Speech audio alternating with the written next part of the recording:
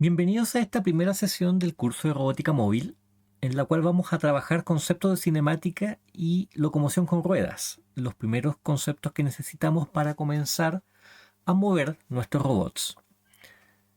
Vamos a partir hablando de cinemática, recordando algunos conceptos que podríamos haber visto previamente en cursos de cinemática de robots manipuladores, por ejemplo. Vamos a hablar de cinemática como la descripción del movimiento de los puntos, de los cuerpos o de los sistemas de cuerpos cuando no estamos considerando las causas que provocan ese movimiento. Estamos preocupándonos únicamente de cuál es la forma de este movimiento, cuáles son sus características y cómo los modelamos matemáticamente, pero no estamos considerando qué está provocando ese movimiento. Si estuviéramos considerando aquello, estaríamos pasando al mundo de la dinámica. Y ese es otro contenido que no está contemplado en este curso que estamos tomando actualmente. Significa que estamos preocupándonos de los movimientos de un cuerpo en su forma de traslación, rotación o movimientos combinados. Recordemos rápidamente, si tenemos un cuerpo y simplemente lo desplazamos en el espacio, estamos hablando de que se produce una traslación. No cambia nada más que su ubicación espacial del cuerpo. Cuando decimos que un cuerpo rota, no se está moviendo, no se está trasladando de lugar, no se está desplazando en el espacio, simplemente está cambiando su orientación. Si su orientación original era esta y se mantiene en la misma posición pero girado, significa que ese cuerpo ha tenido una rotación. Y cuando hablamos de un movimiento combinado, por supuesto, estamos hablando de un cuerpo que tenía una posición inicial, cualquiera, en un momento futuro del tiempo, va a tener una posición distinta tanto en el espacio como en su orientación. Va a estar girada a la vez que se ha movido desde el espacio. Esos conceptos los vamos a trabajar una y otra vez, por tanto tenemos que tenerlos muy presentes. Hablamos de traslaciones, rotaciones y movimientos combinados, y para describirlos matemáticamente definimos una serie de nomenclaturas y algunas formas de representación que son las mismas que hemos convenido anteriormente, por ejemplo, en cinemática de robots manipuladores. Recordemos algunos aspectos importantes de nomenclatura tomando este ejemplo. Pensemos en un sistema de coordenadas inercial de referencia, un sistema de coordenadas de mundo, desde el cual miramos un bote que se está desplazando, saliendo del muelle, por ejemplo, y una persona que está dentro del bote. El sistema de coordenadas B representa un sistema de coordenadas que se mueve junto con el bote, y el punto P representa a la persona que está al interior del bote, estático o caminando, y que lo podemos mirar desde el sistema de coordenadas B, por supuesto, o desde el muelle, desde el sistema de coordenadas inercial. Si miráramos esto como un sistema vectorial, podríamos ver dos vectores que los podríamos representar, uno de ellos como la distancia o la traslación del bote respecto del sistema de coordenadas inercial, le vamos a llamar así, T de B respecto al sistema de coordenadas inercial, y otro, la posición de la persona, la traslación de P respecto del sistema de coordenadas del bote. Si quisiera conocer la posición de P respecto del sistema de coordenadas inercial, tendría que mirar ese vector, la traslación del punto P respecto de I. Si hiciéramos una representación de matemática de vectores simple entre estos elementos, podríamos decir que la posición de P respecto de I, o sea, este vector, como la suma vectorial entre la posición del bote respecto del sistema de coordenadas de referencia inercial más la posición del punto respecto del bote. Si miramos el dibujo, esto se ve como una relación matemática bastante evidente.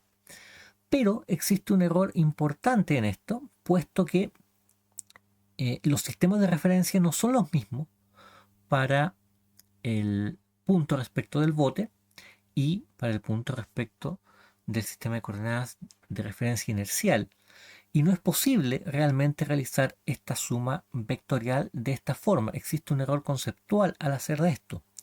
Este elemento debemos transformarlo de coordenadas desde el sistema de coordenadas de base al sistema de coordenadas inercial, el sistema I. Y eso se hace utilizando la rotación.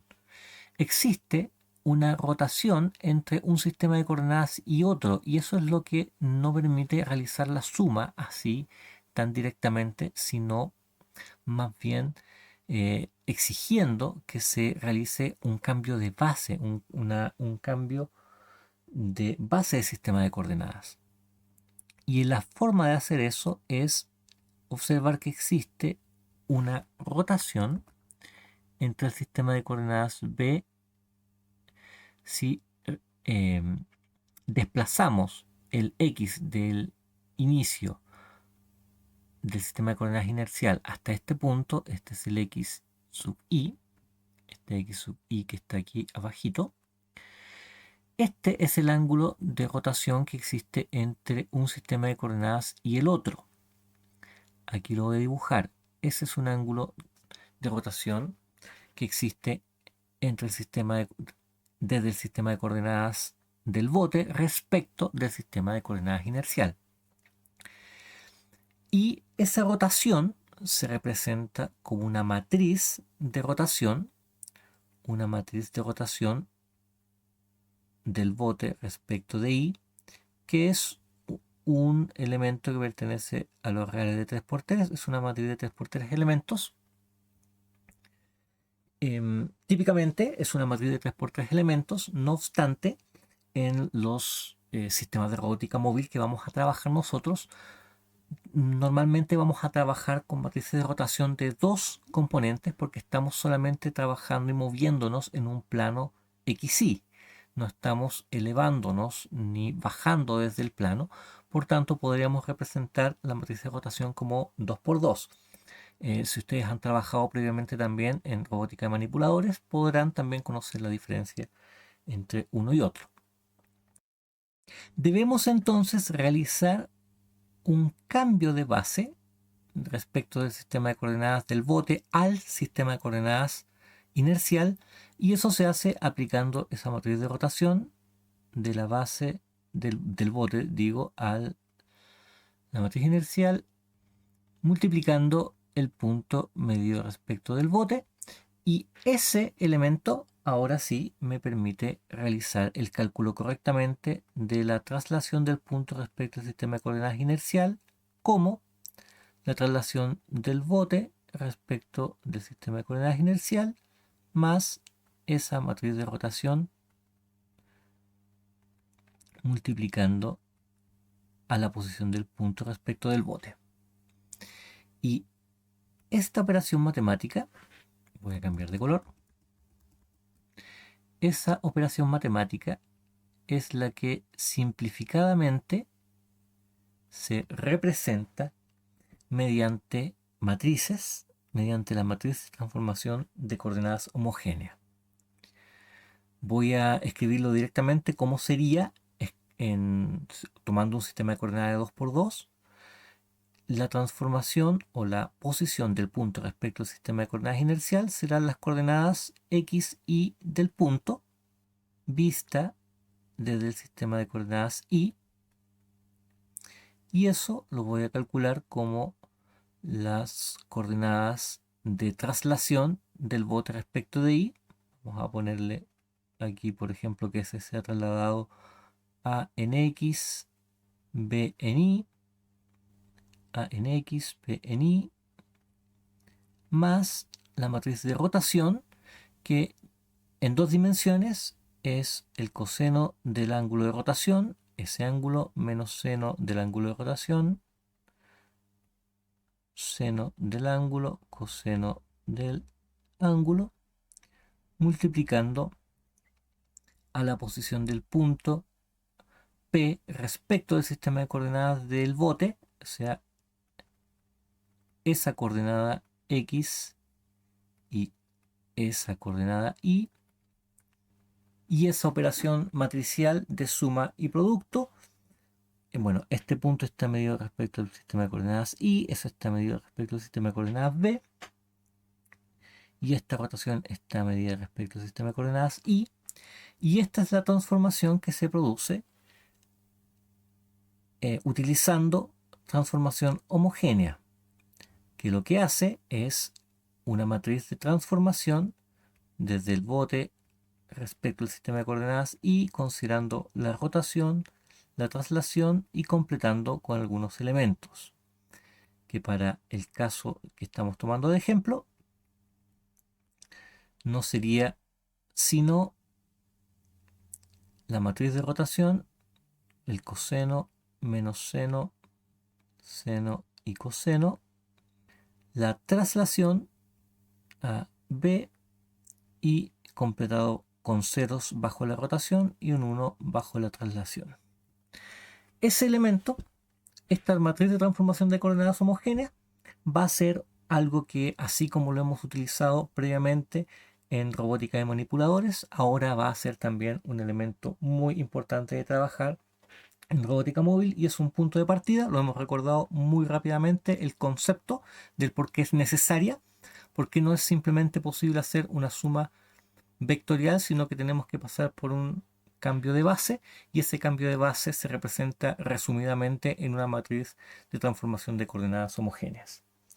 Eso elemento, si no lo conocen tan profundamente o si tienen todavía algunas dudas respecto de cómo se utiliza, pueden consultar algunos materiales de apoyo que les hemos dado para que puedan también desde aquí en adelante continuar con los contenidos de ahora que vamos a dar a continuación.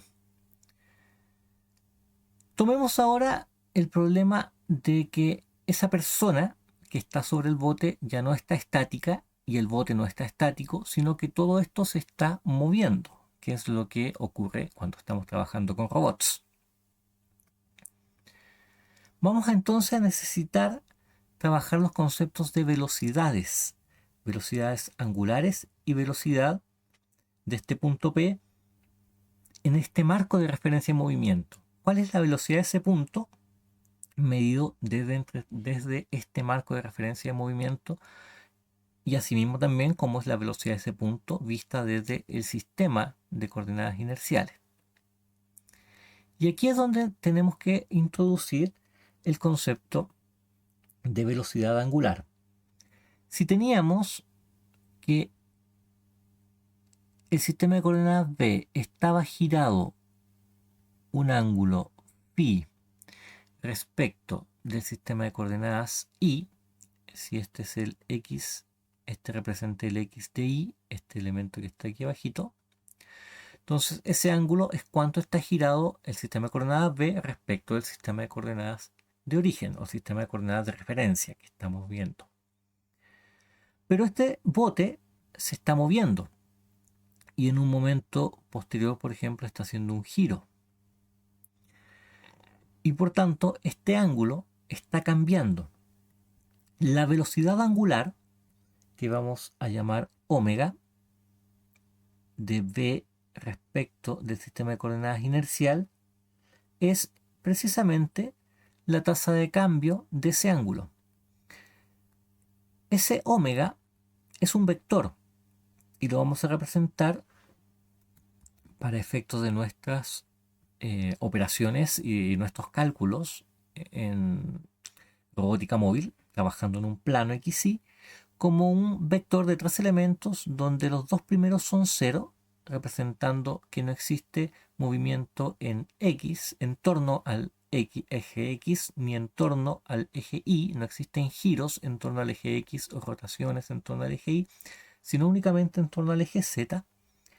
Y la velocidad angular es la tasa de cambio, o sea, la derivada del ángulo en z. Ese ángulo, como está rotando en torno al eje z para mantenerse en el plano, entonces se representa como el tercer elemento del vector de velocidades angulares.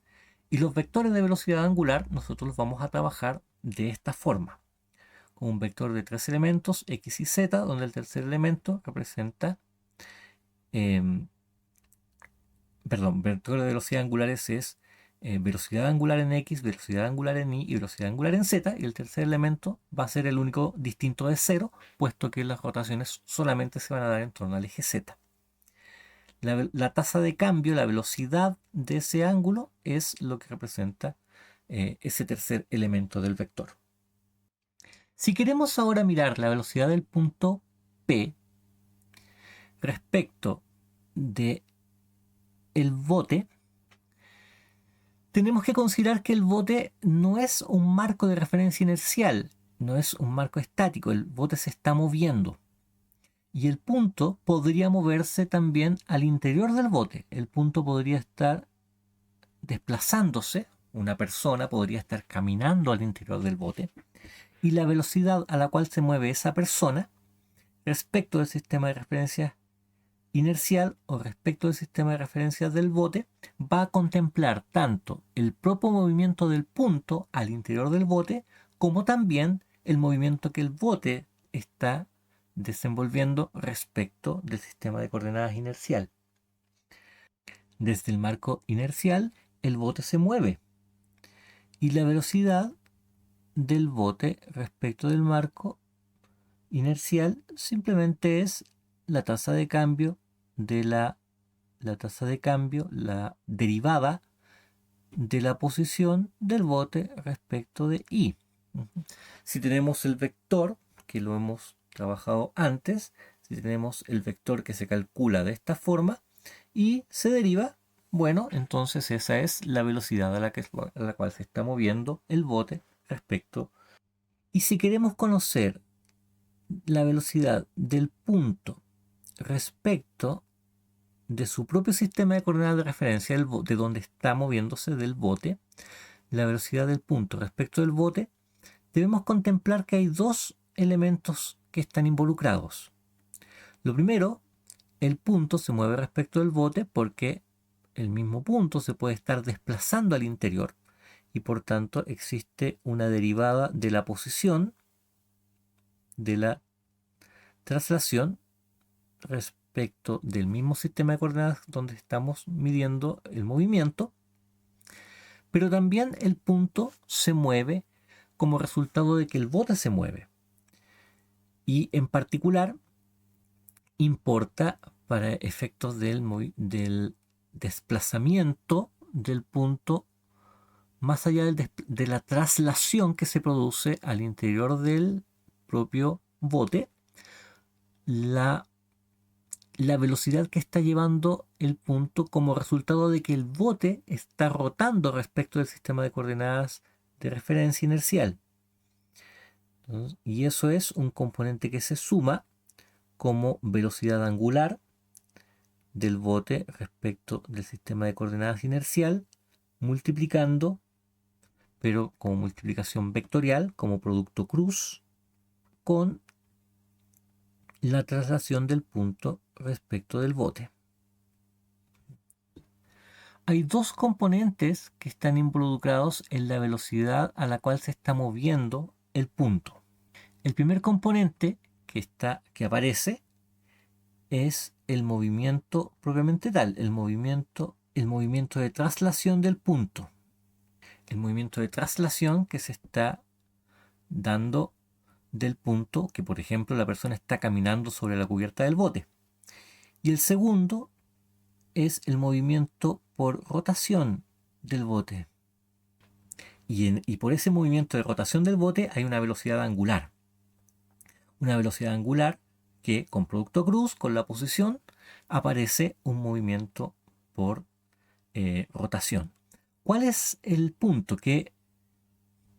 ¿Cuál es el resultado de este? Y es importante detenerse un poquito para comprender ¿Qué se refiere este segundo componente? Porque si consideráramos el bote como un sistema inercial, este segundo componente no existiría y simplemente es la traslación del punto de la persona caminando al interior del bote lo que produce su velocidad. Pero como el bote se está moviendo, y en particular importa que el bote está rotando respecto al sistema de coordenadas inercial, en un momento posterior el punto va a estar cambiado de lugar únicamente como resultado del movimiento del bote y no del movimiento del mismo punto al interior del bote. Y esa componente es la que está representando este segundo término de la ecuación de velocidad de un punto en el marco de referencia de movimiento. Y obsérvese que la velocidad está medida respecto del mismo marco de referencia del bote. Esto va a ser muy útil cuando en la siguiente sesión estemos trabajando la cinemática de ruedas, porque esto es lo que se produce también al interior de cualquier vehículo en movimiento. Hay partes fijas, partes móviles y un movimiento de conjunto del cuerpo que está dándose respecto a un sistema de coordenadas de referencia exterior. Para familiarizarse con esta última expresión es bueno poner un ejemplo. Vamos a poner el ejemplo bastante familiar de un péndulo. La expresión que aquí está escrita es la que acabamos de representar, que es la velocidad del punto respecto al sistema de coordenadas móvil, b, es la componente de traslación del punto respecto del mismo sistema de coordenadas y la componente que produce el movimiento del conjunto. Pensemos en un péndulo donde el sistema de coordenadas inercial, el sistema I, es el sistema rojo, y el sistema de coordenadas móvil, el sistema B, es de color azul. Están compartiendo el mismo punto de origen, no existe traslación entre uno y otro, solo hay movimiento rotacional y como es un movimiento de péndulo, esto se está desplazando en ese sentido a una velocidad de phi con punto, la derivada del ángulo. Pensemos que el péndulo tiene longitud L y el punto P, que es de interés, está en el extremo, acá en la bola que está haciendo el movimiento de péndulo de un lado al otro. Particularmente está moviéndose en ese sentido en este momento. Si simplemente identificamos qué representa cada uno de estos elementos de la expresión, vamos a ser capaces de comprender un poco mejor cuál es el sentido que tiene cada uno de estos términos. Primero, me interesa conocer cuál es la velocidad del punto respecto del sistema de coordenadas en movimiento, del sistema de coordenadas B. Si el péndulo está haciendo esa oscilación, entonces en este momento tiene esa velocidad del punto respecto de B, en azul porque representa el sistema de coordenadas azul. El primer término que aparece es la derivada de la posición del punto P respecto del sistema de coordenadas B. ¿Cuánto se está moviendo el punto P respecto del sistema de coordenadas B? Si quisiéramos decir cuál es la posición del punto P respecto de B, solamente la traslación, bueno, la traslación es constante. En X, la coordenada X es 0, siempre está en el punto 0 del eje X. La posición en Y es menos L. Aquí está, la posición Y es menos L. Y en Z es 0 porque no hay desplazamiento en el eje Z. Por tanto, si ese es el vector de posición, el vector que me muestra cuánto está trasladado el punto P respecto del origen del sistema de coordenadas, entonces podemos ver con toda claridad que la derivada de ese punto, puesto que no depende del tiempo, la derivada es 0. es 0, 0, 0. La derivada del vector de posición es nula porque todos sus componentes son constantes. Entonces, ese primer término es ese elemento. Tenemos por otra parte, ¿cuál es la velocidad angular? La velocidad angular a la cual se mueve B respecto del sistema de coordenadas Y es 0 en X, 0 en Y, y en Z es la velocidad a la cual se está moviendo el péndulo, la velocidad angular del péndulo. Entonces, si tenemos todos los elementos, podemos simplemente hacer ahora el cálculo en forma directa.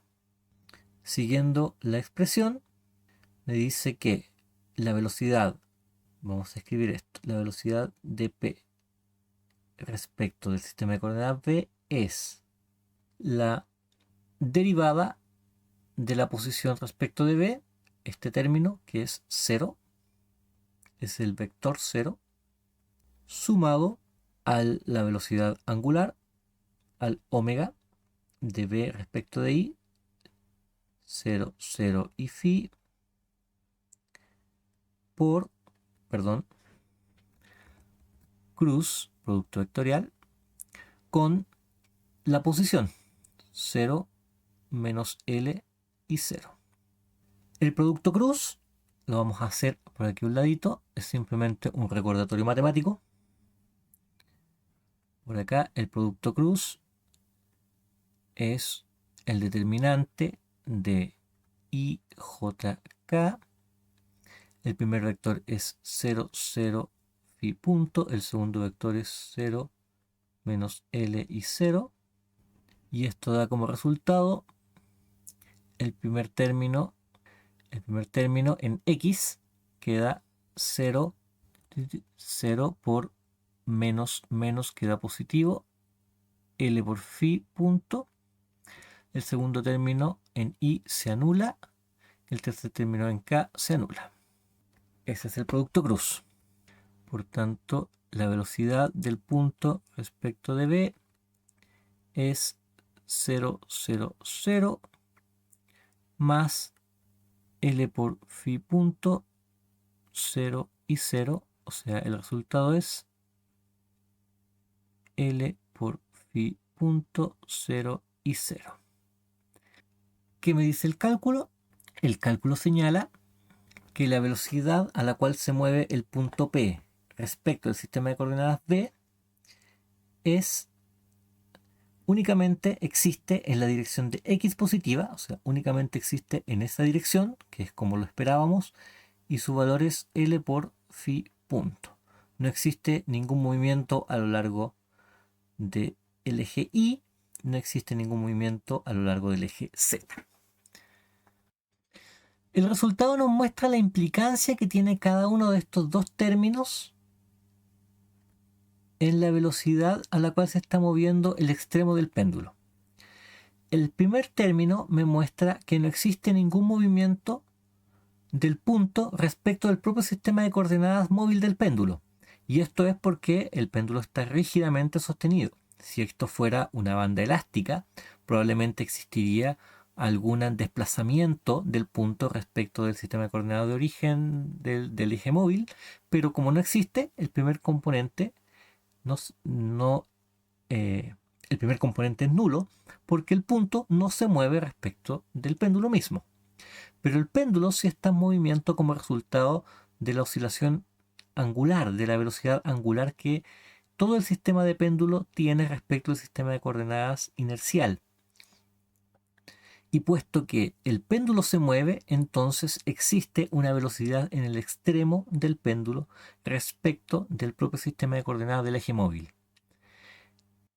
Dense un minuto para volver a analizar este ejemplo, porque la parte importante que aquí debe terminar por esclarecerse es que la velocidad de un punto en un cuerpo rígido depende del movimiento del propio punto, pero también de la velocidad de rotación del cuerpo en su conjunto.